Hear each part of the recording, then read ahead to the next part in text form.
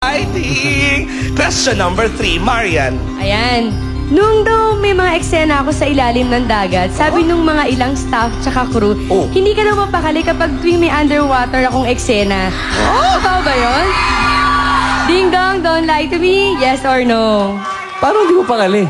Ibig sabihin parang concern ka sa akin, baka may mangyari sa akin masama. O, malunod ako. Yun, sobrang nag-aalala ka daw para sa akin. Ano? Sige, tanongin mo ulit. Talaga naman?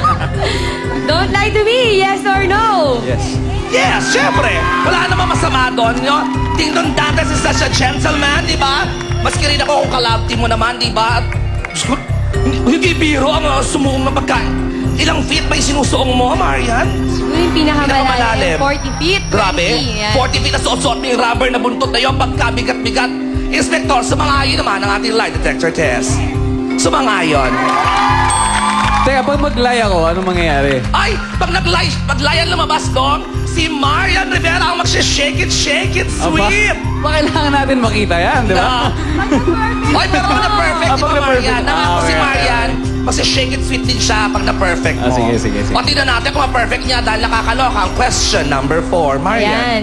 Di ba sa Jezebel may kahati ka sa pag-ibig ko? Si Marco at saka si Alfred. Sa totoong buhay ba, nagsiselos ka kapag may ibang lalaking nagkakagusto sa akin? Ay, narinig ko yan. Magkaamin na Ding Dong. Ding dong, don't lie to me, yes or no?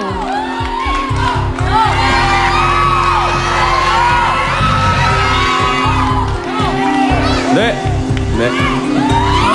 No.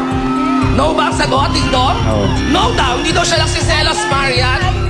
Nako, at akal ko na naririnig niya kahit ng mga staff ng Marimar at yung staff ng Jezebel. Nako, Dong, ewan ko ha. Nag-no si Ding Dong Dantes, hindi daw siya nagsiselos na may umaaligid kay Miss Marian Rivera. Inspector, sumangayon ba ang lie detector test? Oh! Oh, Marian! Huli ka!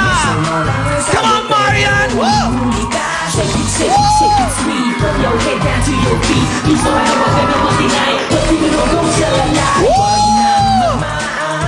Grabe! Halika na, Marian! Grabe to! Hoy, Dong! Ayan ha! Napapatitaan na bala ko tuloy. Hoy, Dong! Umamin ka, Dong, ha? Layan lumabas, Dong! Ha? Ikaw, Dong, wala naman masama magselos. Bakit nag-lie ka pa? Kasi nagsinungaling ka pa eh. Siyempre, gusto ko malaman na lang, ito na lang follow-up. Ikaw ba, Ding Dong, yung ba mga nara-write up na mga lalaki kay Maria, yung mga nagchichismis, kilala mo ba itong mga guys na to personally?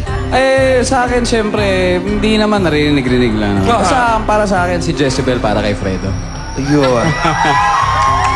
Maria naman kasi, itong mga umaaligid-aligid na to, ano ba itong mga ito naman kasi? Next question tayo, game! Sabihin mo, wag sila masyado umaaligid-aligid. Alright, sige, ito, paaligidin mo na yung next question.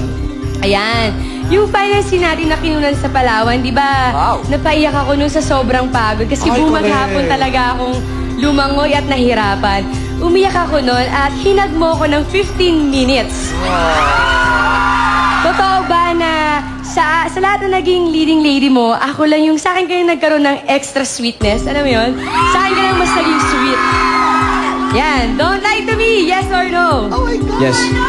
Alright. At least klaro yan, hindi ba? Grabe, asa naman yung leading man siguro ito ni Ding Dong Dantes? Parang ako pala to extra sweet. Inspector, sa mga ayon naman po na sa impit na yes ni Mr. Ding Dong Dantes sa ating lie detector test. So mga ayon naman. Alright, in fairness naman Dong, baka naman sa mamaan loob ng iba pa mga naka-love team mo in the past, siguro, dahil kasi everyday. Kasi, alam nyo, yung eksenang yun, actually, yung buong shoot namin sa Palawan, mula umaga hanggang mawala ng araw, talagang nasa tubig kadalasan siya. Correct. At nung time na yun, nung fifth day, talagang hindi niya talaga niya kinaya dahil sa sobrang hirap ng mga eksena. So, syempre, kami-kami lang yun nandun. And dapat lang talaga na bigyan siya ng right comfort dahil nandun na yung pagod, nandun na yung gutom, di ba? Nilalamigan. So, ando kami lahat para sa kanya. Eh, syempre, akong pinakamalapit sa kanya. So, that's why it happened. Nakakainis ka. Ang ganda-ganda mo. Ito, parang baby. Marian! Teka lang, sagutin naman natin yon. Marian, ikaw, na-appreciate mo naman yung pagiging extra sweet sa iyo ni Ding Dong? Alam ni Dingdong na kahit maliit o malaking bagay ang ginagawa niya sa akin, lahat yun talagang, alam niya na nasa puso ko lahat yun. At mahalaga talaga siya sa akin kahit anong mangyari. At lagi ako nandito para sa kanya. Ikaw ba, Ding Dong? Dong, nararamdaman mo naman na nire-reciprocate, sinusuklian naman ni Maria yung extra sweetness na binibigay mo sa kanya during your tapings? Kahit hindi, kasi yung pagkatao lang mismo niya, tamang-tama na. Hindi na Sweet kailangan girl. ibalik. Oh, yun naman pala. May Pero puntos. siyempre, she has her ways. Alam, may mga paraan siya para ibalik itong mga bagay na to. Ichu! Kakainis ka! Grabe ka, Marian! Alright, ako talaga naman. Uy, in fairness, oo, for na truth, isa lamang ang live. Alam baka naman natin, Mr. Ching Jong Dantes. Maraming salamat din sa Abstract. Siyempre, ba nakishake it sweet with Miss Marian Rivera.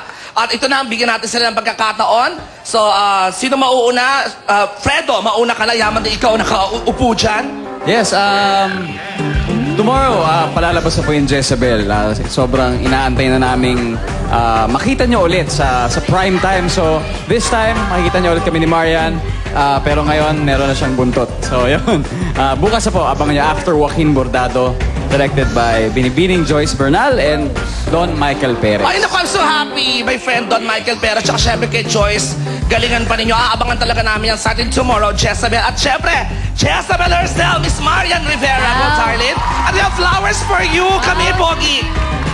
Ayan, ito ang aking Fredo from Abstract. Ayan. O, ayan, ha? O, Thank ingat you ka. May po. load ka pa ba? O, mamaya na. Go, Marian. Thank you. Ayan, sana po suportahan niyo po kami. Manood po kayo ng Jezebel. Sinisigurado po namin na talagang pagagandahin namin ng gabi-gabi nyo. Ayan. Tsaka hi, happy birthday po kay Ate Manilyn. Yes, we have Ate Manilyn. Happy birthday to Yeah. Corazon. At saka, hi daw to Lauren from Harvey. Nagpapabati. Wow. Ayan, thank you, Now- Karimadon. Ayan. Sige, ikaw Una. Karimadon, Particles, tsaka Hawaiian San. Thank you. Ikaw, Dong. Sino ba To masasalamatan Nelson mo? of Tony and Guy, maraming salamat sa gupit. Tsaka Gwapo. Mario Deboro and Bench, thank you very much. Sobrang And gwapo. Ayan, tsaka sa lahat ng mga fans nandito. Oo, mga fans nyo. Alam mo, kanina pa daw yan. Buong araw kasama ko, sinundan kayo. Actually, itong weekend, mula ng mga mall show namin, kasama na namin sila. Maraming salamat. for all Salamat! these people. Yun. At syempre, simula bukas, sa bahay tayo, abangan natin ang Jezebel. Talaga naman, inaabangan talaga yan. Good luck sa inyong dalawa. Thank you very much. Maraming Thank you. salamat. Thank you din kay Mikey Osias ng Hair Wash Salon. And of course, John Lozano, my stylist. And Joey Samson for my outfit. Thank you very much. Dr. Smani and Pai Kalayan for making me beautiful. Konti pa Dok, makakamukha ko na si Marian. Alright, paalala lamang for your lie detector needs mga kapuso. Tawag kayo sa Truth Verifier 634-757-0271. Hanapin nyo lang po si Miss Cherry Dumlao Nulun. Samantala ha, huwag malungkot, huwag malumbay. Ang lie detector test po ay sinusuri ng isang eksperto tulad ni Inspector Balyarta. Ngunit subalit na tapat, hindi ito dapat ituring na absolute truth. Go, Marian! Ayan, gusto ko lang batiin yung mga kababayan ko sa Bayan ng Bacor, Cavite. Fiesta sa kanila ngayon yan. Happy Fiesta! Mabuhay ang mga Cavite! Yan. Hi, Tita Lori! Hi, mga tita ko, Tita Laila, Tita Mirna. Yan, hi! Wala nang labasan ng bahay bukas ng gabi pagkatapos ng Joaquin Bordado, hindi ba? Alright! Yes! Nako, Nako kayo! samantala